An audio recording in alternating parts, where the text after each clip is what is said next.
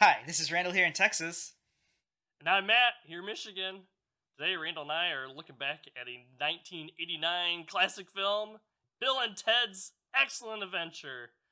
This movie stars Keanu Reeves, Alex Winter, and George Carlin. It is directed by Stephen Herrick. He also directed The Mighty Ducks, The Three Musketeers, Mr. Holland's Opus, and Critters. This movie is about two teenagers who travel back in time to meet historical figures so that they can put together a history report that they need to pass in order to stay in high school. This movie is kind of mixed to positive reviews when it came out, but nowadays it has absolutely taken the cult movie world by storm. It's culturally significant. You hear people all the time always quoting it and saying, "Be excellent to each other. Be excellent to each other." You'll see memes of it. You'll see GIFs of this film. It had a shoestring budget, only $6.5 million, ended up grossing $40.5 million, Not bad. and is definitely successful as a film franchise. It has a sequel film, Bill and Ted's Bogus Journey. It has supposedly a new movie coming out here in September, Bill and Ted Face the Music, where Keanu Reeves is reprising his role and Alex Winter's reprising his role. Rest in peace, George Carlin. It even had a spin-off animated television series, Bill and Ted's Excellent Adventures. So it is a film that has definitely become bigger than itself. But Matt, looking back on it, what do you think of it now? It's kind of interesting, this film. I think the last time I saw this film was when I was really young. This is one of those movies that if you were born in the 80s, 90s, you probably heard of Bill and Ted for sure. And like you said, it's still relevant today. We're still quoting Bill and Ted for Keanu, especially. Whoa! This is the character for him. A lot of people still think about exactly. So it's interesting. It's your typical. A lot of times you think like a stoner movie. These aren't stoners. They're just airhead teens. Just Slackers, man, they're through, like the stereotypical 80s, 90s slackers. Slacker. But yeah, it's interesting. Some critics basically said that what they found about this movie is it's about history or whatever. They're going back to look at historical figures, but it's kind of lacking in actual history. But they found Bill and Ted amusing, and I think that hits right on the spot for me too. I totally agree. I was looking at that and like, man, we're going through all these people. We're going through Abraham Lincoln. We're going through Socrates or Socrates, as they tell him a lot of times through this movie. Oh, it's under Socrates.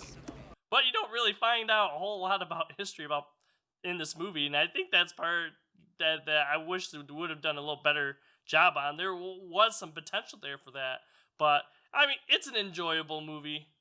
Yeah, so one of the things about this film that I definitely noticed watching it this time around, it kind of pairs right with there's not that much history in there, and there's kind of a reason for that plot wise. They're not really in it to learn anything. The only reason they have to do this is so that they don't fail, so that way, Keanu Reeves' character doesn't get sent off to military school, and then they wouldn't be able to have their band. So really, the impetus here for the entire thing is the band. It's not about learning history. For these characters, it's about the band, and if they don't do this, they can't have the band. And that becomes the basis for a future civilization. So if they don't get this right, that whole future civilization, that whole timeline peters out. It peters out. It's funny you were mentioned too how people are still saying stuff like "be excellent to each other" and stuff, and that's just make something up. Make something up. Yeah, just make some. That was what people in the future in this movie were saying. So I guess they were kind of predicting the future. We are saying that stuff.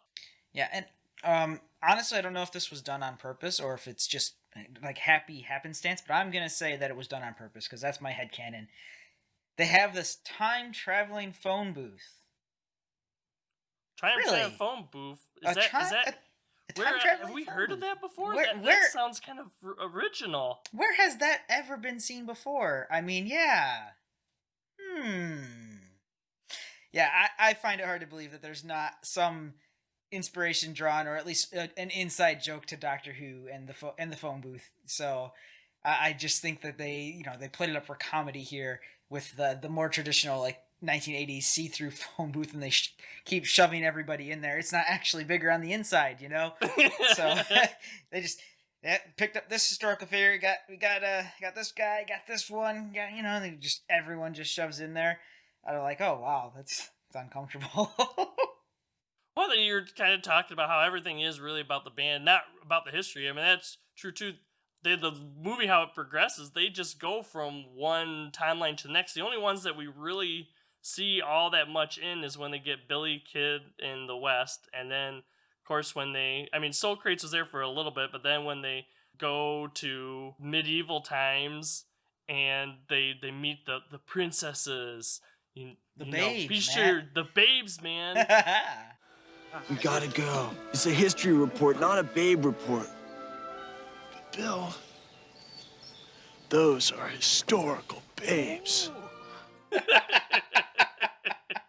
other than that, I mean, they just go and kind of like pluck Joan of Arc out and stuff, and we only stop in France to get Napoleon real quick, even though we probably see him the most because he's doing all of his hijinks in modern times, or the 80s for this movie. The way the plot kind of unfolds, and the way that the characters go about doing their thing, it's I would say it's very typical of the 1980s films that we've already reviewed. The Vacations, the Caddyshack, stuff like that. They kind of just scene. Oh, this will be kind of fun. Do that. This will be kind of fun. Do that. It's not how you expect a movie to be made nowadays. You wouldn't really probably get this movie off the ground. They don't make films like this anymore. No, they definitely don't. I think really the only like structure we have is kind of like the beginning. Like I said, the first kind of behind the or go back in time things, and then we have the prison break or whatever you want to say, the jail escape, and then their presentation. Like that's the whole film. The rest is kind of like you said, we go from the next scene to the next scene to the next scene. Just kind of, I don't know if there's any real structure to it. We just kind of go through the film. Yeah, but on that particular topic, I think it's interesting that some of these films that I mentioned previously that we've already reviewed, and this one, you remember them because of those weird scenes. So for me, the scene that always sticks out in my head is the house cleaning scene, where I'm just like, all right, you've got all of these historical figures in modern day, and it's like, hey, can you take us to the auditorium? We got to do our presentation. Bill, I'm not taking you anywhere until you do your chores. And they go about cleaning the house, and you get funny things with the Mongol. Oh man, Genghis Khan. Thank you. Yeah, Thank you, bringing me. cleaning the toilet and Cleaning stuff. the toilet, and then just taking ugh, a bite. I like Billy the Kid too, like emptying the plate into the drawers and just closing the drawers. I think that this kind of movie, and this movie in particular, is definitely remembered not for its spectacularly laid out plot and the fact that everything kind of does wrap up in the end, as much as it's remembered for, hey, I thought that scene with Billy the Kid was kind of fun. I thought that scene with Socrates or Socrate was kind of fun. I love the water park scene. I remember that, like that's kind of, I think, what they're going for. And you remember those kinds of scenes if you'd seen this movie before. You don't sit back and think, oh, that was such a great film. You sit back and you reminisce about the funny scenes that you remember. And I think that kind of goes with what the critics were saying too. Even though the story might not be all too great, we have these moments, and Bill and Ted make this movie work. They're amusing and stuff that it'd be interesting to see Bill and Ted in other adventures and stuff too, just because Winters and Reeves do the characters well. If you haven't already seen it, you should check out our review of Point Break, because it's Keanu Reeves just doing like the polar opposite of that. He's not playing a high school slacker. It's just 2 years later he's doing Point Break as a very serious, although wooden in my opinion, role. It's fun to see that juxtaposition between these characters, and then you can check out like Bill and Ted's Bogus Journey, and hopefully soon Bill and Ted Face the Music. I love seeing him back in this character. I love seeing these two together doing this role, these roles. I didn't see the sequel, but I'm excited to see Bill and Ted Face the Music. And maybe that's part of the reason Keanu Reeves was was able to get casted in Point Break and stuff too. He's playing a surfer halfway through the movie, or undercover surfer. So Yeah. they're like, Maybe. yeah, youth, airhead kid, slacker, surfer. He'll probably be able to transition that pretty well. Yeah, maybe not. Who knows? Lost to the sands of time, as Catherine Bigelow. One thing I found kind of interesting or a little bit weird about this movie is Bill's stepmom a little bit in this, that she was someone that they actually went to school with. It's like, dude, that's your mom. Your stepmom is cute, though. Shut up, Ted. Remember when I asked her to the prom? Shut up, Ted! Another thing kind of interesting. So Bill and Ted finally figure out like the time travel and that they can do stuff to change. I'm talking about at the end specifically, the jailbreak or prison break, however you want to talk about it. And I thought it was pretty cool how they did that. Like, hey, if we remember to do this in the future, after we do our book report, it can help us out now. The one part that just kind of went off for me is when they're like, oh, my dad's right there. If only I had a wastebasket, I'm going to have to remember that. And then this wastebasket comes out of nowhere and lands on top of his dad. That was one part I'm just like, oh my goodness. Like, I kind of understood, like, going back in time and, like, leaving the keys and then the tape recorder to go off and stuff. But to just have the trash can come out of nowhere and land on top of his dad. Oh man, that was a little bit crazy for me too. But you are right.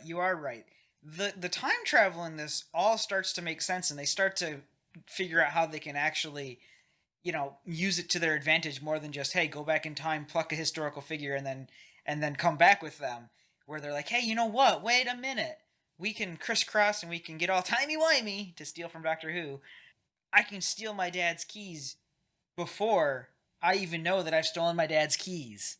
Hey, it was me who stole my dad's keys. It all ends up making so much sense. It all ends up making perfect sense at the end. But that's something that you notice when you watch it, but then you forget about it 2 weeks later because you're just sitting there and you're thinking, excellent! Excellent! It's fun and I appreciate it, but man, the parts, the scripts, it all takes a back seat to those fun little quotable things for me. Yep, I totally agree. I don't know if this is going to be picked up as a new classic if younger generations check it out for the first time, but definitely for us born in the 80s or those in the 90s, yeah, this is a classic for us, Bill and Ted's Excellent Adventures. Guys, let us know what you guys think about Bill and Ted's Excellent Adventure. Are you looking forward to the upcoming Bill and Ted movie? Let us know in the comments below. If you like this review, be sure to give us a thumbs up. Subscribe and ring the bell too to get notified when our other reviews are coming out. And also be sure to check us out on Facebook. A day before our videos come out, we will put a post letting you know what the next topic is going to be. For now, I'm Matt here in Michigan. Have a good day. And I'm Randle here in Texas. See everyone later. Next time on No Market Media. Please consider checking out some of our other videos.